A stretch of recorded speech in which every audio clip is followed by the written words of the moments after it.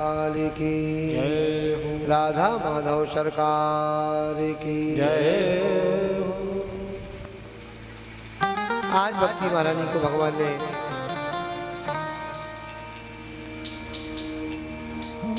सनकादिक महात्माओं ने उन्हें वरदान दिया कि जो भक्त कथा सुने उनके हृदय में जाकर के विराजमान हो जाओ। आगे श्री नारद जी भाई ने प्रश्न कर दिया कि हे भैया, आप कह रहे थे कि जो भागवती कथा भक्ति के साथ सुनता है उसका उद्धार हो जाता है। हाँ, उद्धार हो जाता है। किसी का उद्धार हुआ है? हाँ हुआ है। किसका हुआ है? इसी हेतु में एक कथा सुनाई।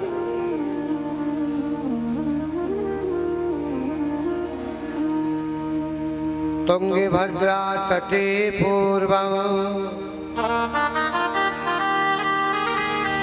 भूतपतल मोतिमो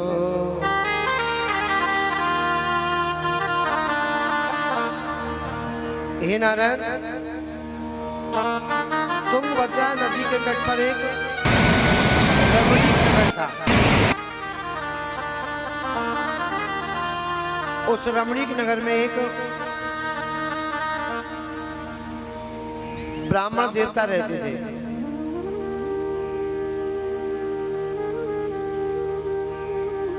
और वो ब्राह्मण देवता बड़े ही भजनानंदी थे, पूजा पाठ करते थे। पूरे गांव में उनका बड़ा सम्मान होता था।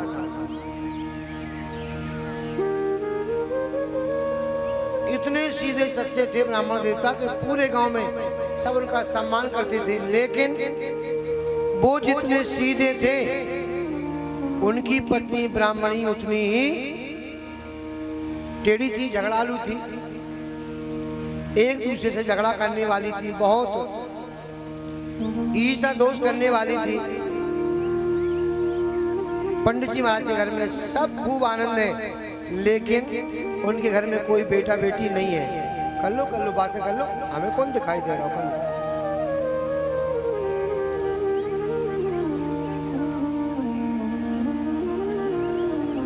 सब कुछ था ब्राह्मण के घर में,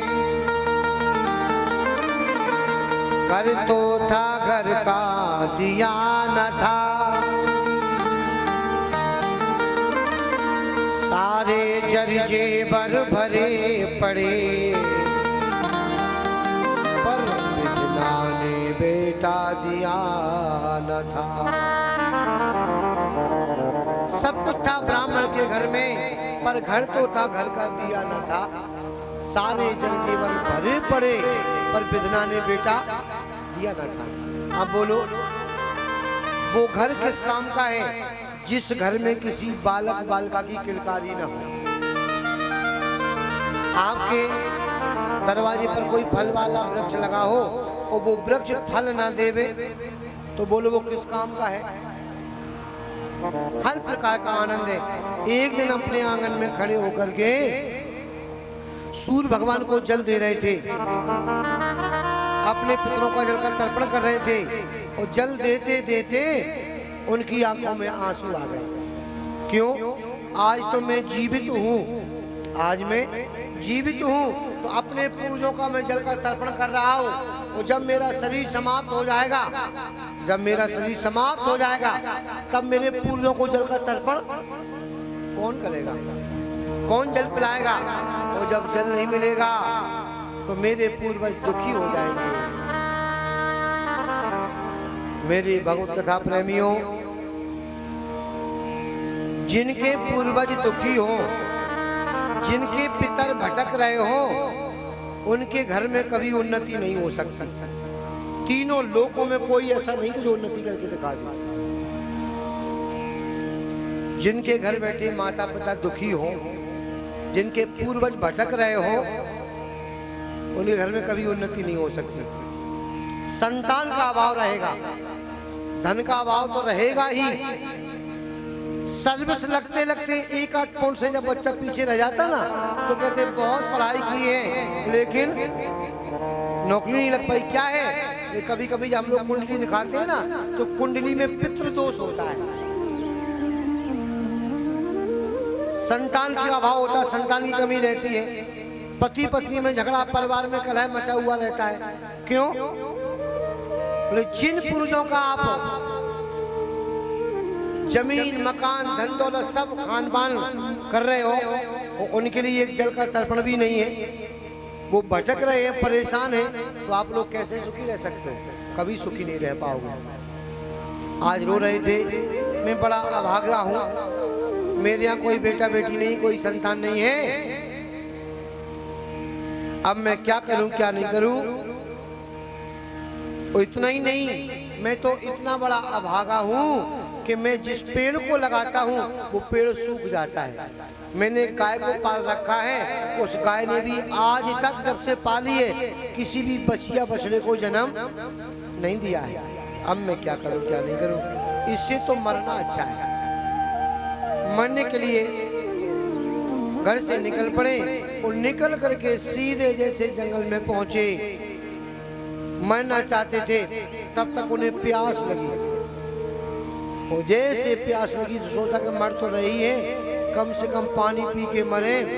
तो जब पानी पी रहे थे, इतने में एक सन्यासी जी आए, और सन्यासी जी को जैसे देखा तो ब्राह्मण देवता तो भजनानंदी थे, उठ करके खड़े हुए, सन्यासी जी के चरणों में प्रणाम किया। जैसे सन्यासी जी के चरणों में प्रणाम किया, सन्यासी जी ने कहा, आप देखने में तो ब्राह्मण लग रहे हो, त्रिपुंड है, यज्ञोपवीत है, शिखा है, यहाँ क्या कर रहे हो वन में? जहाँ इतना कहा सो ब्राह्मण देवता रो पड़े। जैसे रोए, सन्यासी जी ने कहा, कथम रोदसी विप्रा त्वां काते चिंता बलीयसी बजत्वां सत्वरं महां स्वस्य दुःखस्य कारणम्। अपने दुख का कारण बताओ, क्या कारण है? आप दुखी क्यों हो? ब्रह्मा देवता ने कहा, मेरे यहाँ संतान नहीं है, इसलिए मैं यहाँ मरने को आया हूँ, मैं वन में मरने को आया हूँ। जहाँ इतना कहा तो ब्राह्मण देवता से संत जी ने कहा, महात्मा जी ने कहा, देखो ब्राह्मण देवता, मरना किसी समस्या का निदान नहीं है। मरने से क्या होगा? जो आत्महत्या करके मरते हैं उन्हें नरक में जाना पड़ता है, और जो आत्महत्या करके मरते हैं नरक में तो जाना ही पड़ता है, बल्कि वहाँ बहुत यातनाएं मिलती हैं, बड़ा कष्ट भोगना पड़ता है।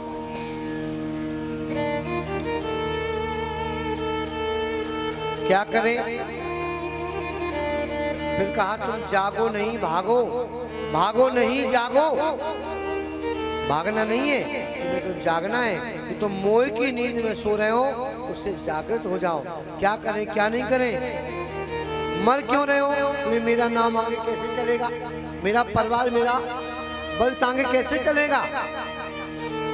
इसलिए मैं मर करके अपना जीवन समाप्त कर दूंगा। महात्मा जी ने कहा, देखो ब्राह्मण देवता, मरना किसी समस्या का निदान नहीं है, हल नहीं है।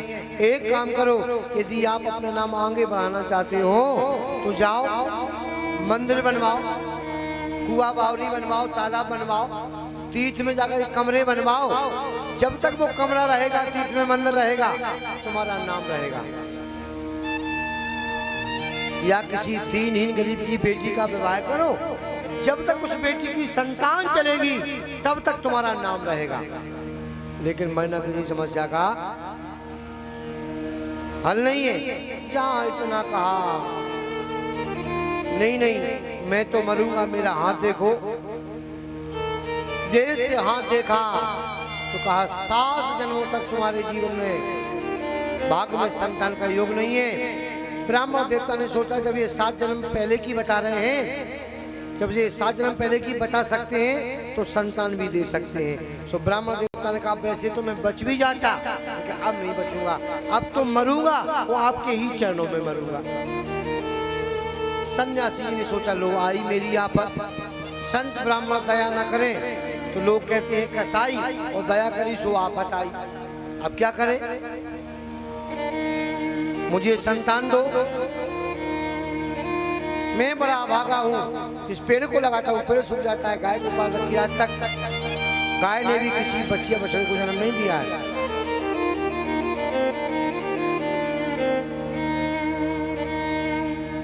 सन्यासी ने झोली में हाथ डाला, एक फल दिया, लो ले जाओ, इस फल को अपनी पत्नी को खिला देना। इस फल के प्रभाव से आपके यहाँ सुंदर संस्कारवान पुत्र की प्राप्ति होगी। घर लेकर के फल जैसे आए, आज ये चिल्ला करके बोल पड़ी, आप तो मरने गए थे, मरे नहीं हो, क्योंकि बड़ी झगड़ालू थी। नहीं देवी, क्यों? मैं जिसके पीछे मरने गया था वो मेरा काम बन गया। कौन सा काम? एक महात्मा जी मिले, उन्होंने कहा ये फल ले लो, वो फल अपनी पत्नी को खिला देना, तो निश्चित ही सुंदर संस्कारवान पुत्र की प्राप्ति हो जाएगी। लेकिन पंडित जी महाराज से चलते समय महात्मा जी ने कहा था कि हे महाराज, एक बात का ध्यान रखना, इस फल को जो खाए थोड़ा ध्यान रखे, क्या? बड़े नियम धर्म से रहे, बड़े नियम धर्म से रहे, और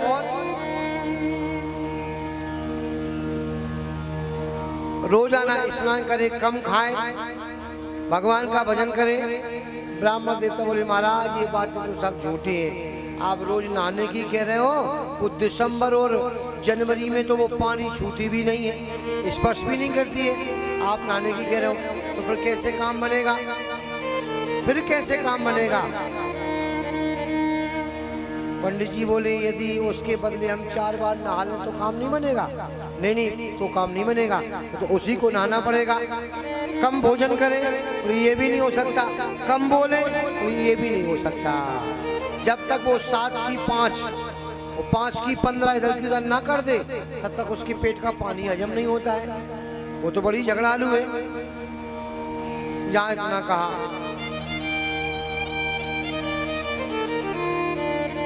फिर भी इसे फल ले लिया। फल लेकर के सोच रही मैं क्या करूं क्या नहीं करूं। तब तक इसकी बहन आई, बहन ने कहा दीदी कहा बात है, ऐसे निराश क्यों बैठी हो? अरे तेरे जीजा जी जंगल में गए थे, जंगल से फल लेकर के आए हैं, और वो कह रहे फल खा लो। वो यदि मैंने फल खा लिया तो हमने सुना है कि जो माताएं बहनें संतान को जन्म देती हैं ना, तो गर्भ जैसे आता है तो उनका पेट बढ़ जाता है। यही लिखा भागवत जी में।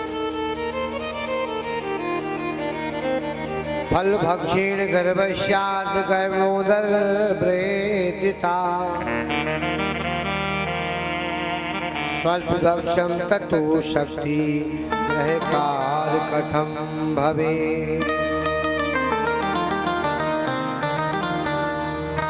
फल भक्षण गर्भस्यात्,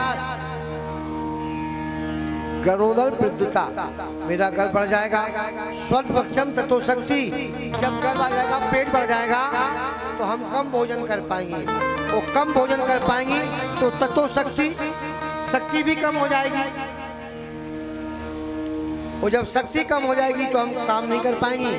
ग्रहकार कथम भवेत, तो घर का कामकाज करने के लिए श्रीमान जी अपनी बहनों को बुलाएंगी। मैंने जितनी गृहस्थी जोड़ के रखी है वो सब खा पी जाएंगी, बची कुछ ही बांध के ले जाएंगी, तो हम प्रसूति गृह में लेटी रहेंगे। क्या सोच रही है? इससे अच्छी तो वो माताएं बहनें कौन जो विधवा है और बंध्या है। क्यों? बोले उन्हें कभी संतान को जन्म तो नहीं देना है, उन्हें इस कष्ट में तो नहीं पड़ना है, ये सोच रही है। अब देखो माताएं मैंने संतान को पाने के लिए क्या क्या नहीं करती हैं, वो ये क्या सोच रही, इसके मन में कैसे कैसे विचार आ रहे हैं।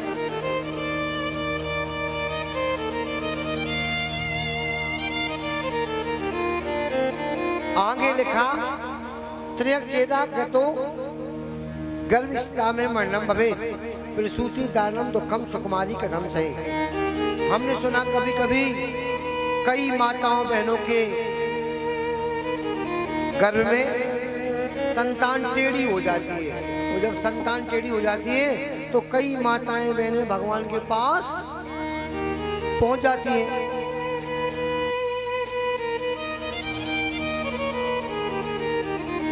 भगवान के पास पहुंच जाती हैं। तो ऐसा ना हो कि मेरी भी संतान टेढ़ी हो जाए और हमें भी भगवान के पास न जाना पड़े, इसलिए ये फल हमें नहीं खाना है।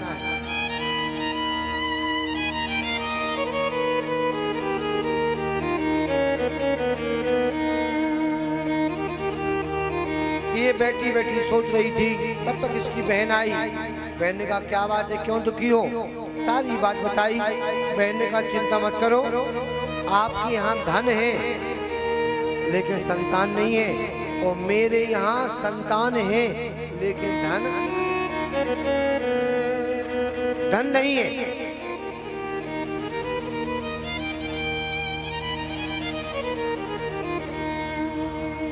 मेरी यहाँ 9 संतान है, 10वां मेरे घर में संतान है। जब संतान हो जाएगी तो मैं चोरी से आपके यहाँ भेज दूंगी, आप उस संतान का पालन पोषण कर लेना, आप चिंता मत करो, दुखी नहीं हो। तो इस फल का क्या करें? तो तुम्हारे घर में एक गाय भी तो है जिसने किसी भी बछिया बछड़े को जन्म नहीं दिया है। ये फल गाय को खिला दो तो फिर ये फल की भी परीक्षा हो जाएगी, तो आप कष्ट से भी बच जाओगे। वो फल लिया, गाय को खिला दिया। जैसे इसको संतान हुई, इसने अपने पति से कहा महाराज बधाई हो, आपको पुत्र की प्राप्ति हुई है। आज आत्मदेव पंडित जी प्रसन्न हो गए और प्रसन्न होकर के दान लुटाने लगे। दान लुटा रहे थे, तब तक ये चिल्ला करके बोली कि काय को ये घर का पूरा धन बेटे दे रहे हो? भगवान ने मेरे साथ अच्छा नहीं किया है। क्यों? संतान को जन्म तो दिया है भगवान ने, लेकिन इसका लालन पालन करने के लिए मेरे स्तनों में दूध नहीं है, भगवान ने दूध नहीं दिया है। आत्मदेव पंडित जी समझ गए कि ये झूठ बोल रही है, ऐसा तो कभी नहीं हो सकता है, क्योंकि भगवान जन्म देने से पहले भोजन की व्यवस्था पहले करता है, भोजन की व्यवस्था पहले करता है।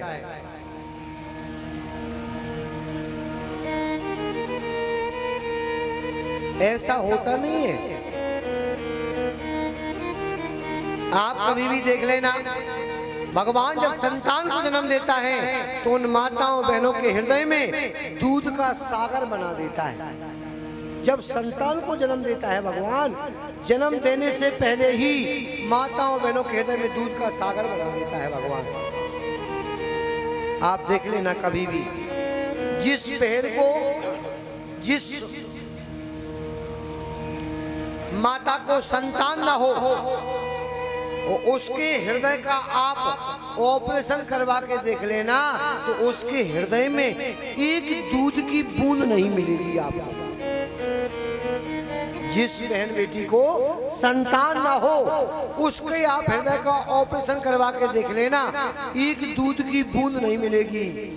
और जिस माँ को भगवान संतान देता है, वो भगवान उस माँ के हृदय में वो क्षीर सिंधु में बैठा क्षीर साई अपने क्षीर सिंधु से डायरेक्ट कनेक्शन जोड़ करके उस माँ के हृदय में दूध का सागर बना देता है, जिस दूध को पिला करके वो माँ अपने संतान का भरण पोषण करती है। या यूं कह दो कि हमने सुना है विद्वानों के, संतों के मुख से कि जब माँ अपनी संतान को देखती है, देखो सब माँ बैठी हो ना, जब माँ अपनी संतान को देखती है तो उस माँ के हृदय में वात्सल प्रेम उमड़ आता है। जैसे वात्सल प्रेम उमड़ता है तो वो खून, वात्सल प्रेम के कारण वो खून ही दूध बन जाता है,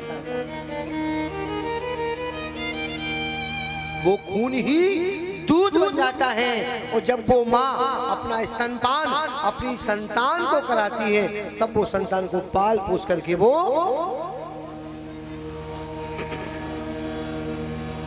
भरण पोषण करती है।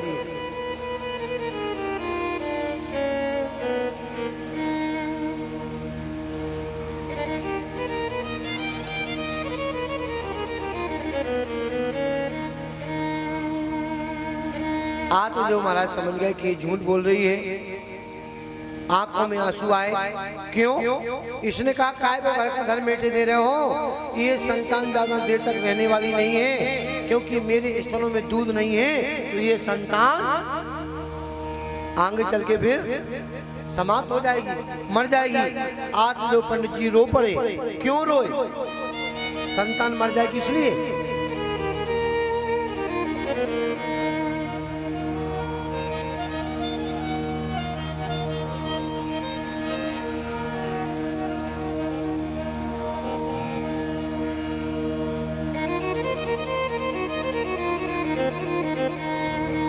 ये संतान मर जाएगी इसलिए रोए नहीं, ये संतान मरे तो मर जाए, ये संतान के मरने का कोई दुख नहीं है। दुख तो मुझे इस बात का है जो महात्मा जी ने मुझे फल दिया था, उस फल का इसने कहाँ दुरुपयोग किया है। क्योंकि मोह वचन चाहे पर जय फीका, देखिए संत वचन पत्थर की लेखा, वो तो झूठा नहीं हो सकता है। इसने उसका कहाँ दुरुपयोग किया है।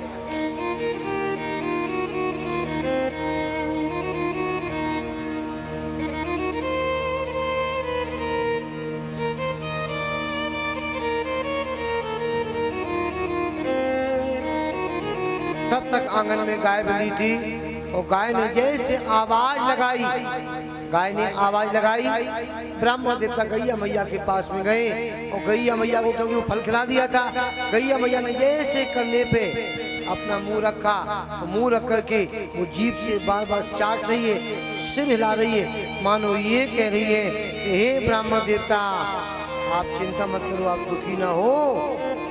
जिस प्रसाद को आप लाए थे उस प्रसाद को मैंने संभाल के रखा है। गाय के पास में पहुंचे, जैसे गाय के शरीर पे हाथ घुमाया, वो हाथ घुमा करके एक एक रोम जहां चीखना देखा तो समझ गए कि ये गाय भी गर्भवती है। और ठीक 3 महीने के बाद गैया मैया ने भी एक संतान के रूप में एक पुत्र को जन्म दिया है। सारे संसार के ये आश्चर्य में सभी चकित हैं, क्योंकि पशु के यहाँ पशु होता है, पक्षी के यहाँ पक्षी होता है, मनुष्य के यहाँ मनुष्य होता है।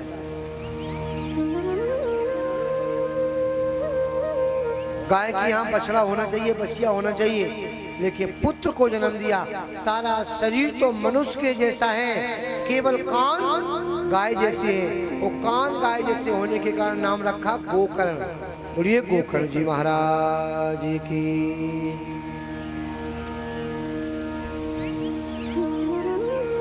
नाम रखा गोकर्ण। इधर पहले वाले बेटे का नाम रखा धुंधकारी। दोनों बड़े हुए और बड़े हो करके दोनों की दिनचर्या क्या है? गोकर्ण सुबह से संध्या तक पूजा में समय बिताने लगा। संध्या से पूजन में समय बिताने लगा। गोकर्ण सुबह से संध्या तक, गोकर्ण सुबह से संध्या तक पूजा में समय बिताने लगा। पूजा में समय बिताने लगा। नीचे धुंधकारी लेकिन, पर नीचे धुंधकारी लेकिन वैश्याओं के घर जाने लगा। वैश्याओं के घर जाने लगा। वैश्याओं के घर जाने लगा। नीचे धुंधकारी लेकिन वैश्याओं के घर जाने लगा। पर नीचे धुंधकारी लेकिन वैश्या के घर में जाने लगा। गोकर्ण सुबह से संध्या तक,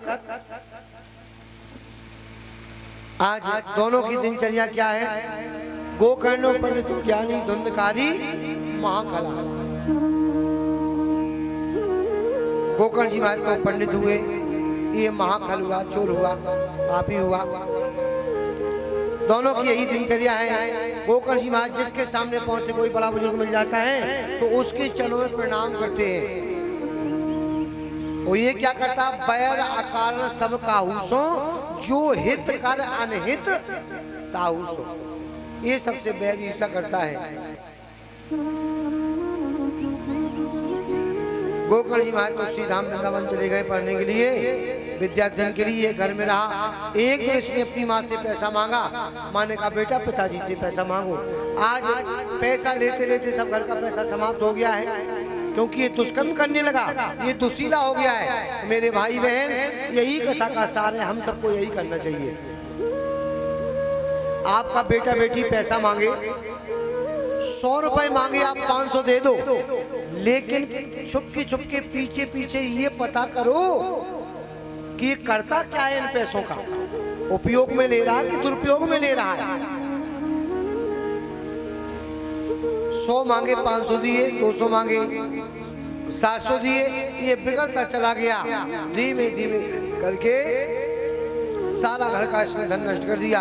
एक दिन माँ से पैसा मांगा। माँ ने कहा बेटा पैसा नहीं है, अपने पिता से मांगो। और पिता से जैसे पैसा मांगा तो पिता ने कहा गोकर्ण धुंधकारी, जितना पैसा था तुम सारा पैसा ले गए हो, अब तो एक पाई भी घर में नहीं बची है।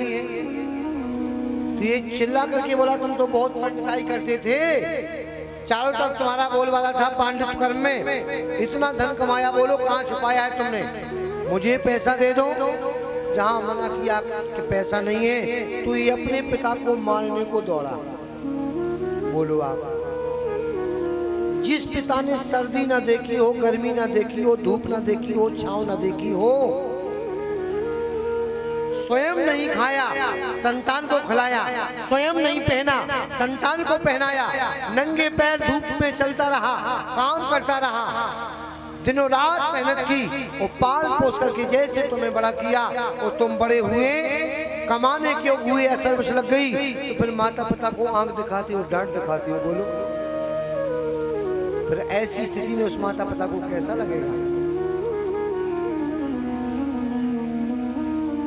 कुछ नहीं बोले, शांत रहे। गोकर्ण जी महाराज आए, रो पड़े।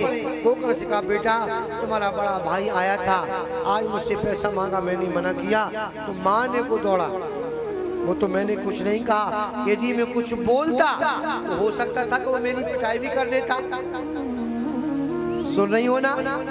जब तक तुम्हारे बहू बेटा तुम्हारी बात माने तब तक तो कहो, और जब बात मानना बंद कर दे तो फिर कहो नहीं, फिर तो केवल सहो, कुछ भी ना कहो। सहोगे तो कम से कम तुम्हें टाइम पर चाय पानी भोजन पानी तो मिलता रहेगा।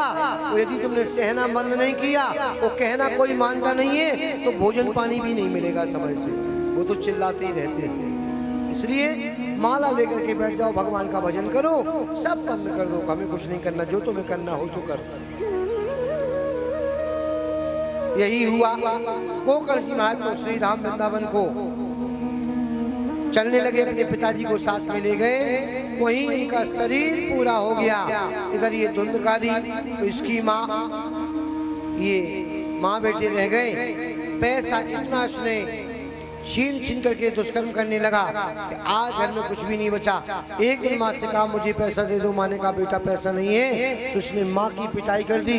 माँ ने सोचा मैं कब तक पिटूंगी, तो एक दिन माँ ने भी कुएं में गिर करके अपने प्राण त्याग दिए। जैसे प्राण त्यागे, अकेला रह गया, परम स्वतंत्र सिर पर कोई 5-5 वेश्याओं को साथ में रख लिया, अड़ोस पड़ोस में चोरी करने लगा। एक दिन उसने राजा के राजमहल में डकैती डाली। जैसे डकैती डाली, 5 वेश्याओं ने कहा स्वामी ऐसा धन तो आप कभी नहीं लाते थे, इस बार ऐसा धन कहाँ से लाए हो? तो कहा मैंने राजा के महल में डकैती डाली है।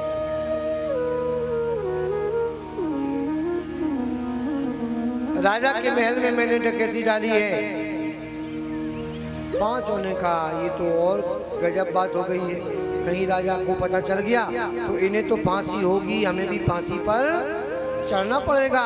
सो पांचों ने सलाह मशवरा किया, शाम को ये पी करके आया। सो पांचों ने मिलकर के इसे चारपाई से बांध दिया, इसका गला दबाया, ये मरता नहीं है। तो जलते हुए अंगारे इसके मुंह में भर दिए और मुंह बंद कर दिया। तो तड़पते तड़पते छटपटाते इसके प्राण निकल गए। गोविंदाय नमो नमः हो गई। पांचों वेश्याओं ने आंगन में गड्ढा खोदा और गड्ढा खोद करके उसी में गाड़ दिया और गाड़ के पूरा धन लेकर के पांचों की 5 9 2 11 हो गई। पर नारी पहनी छुरी 3 जगह से खाए, तन हरे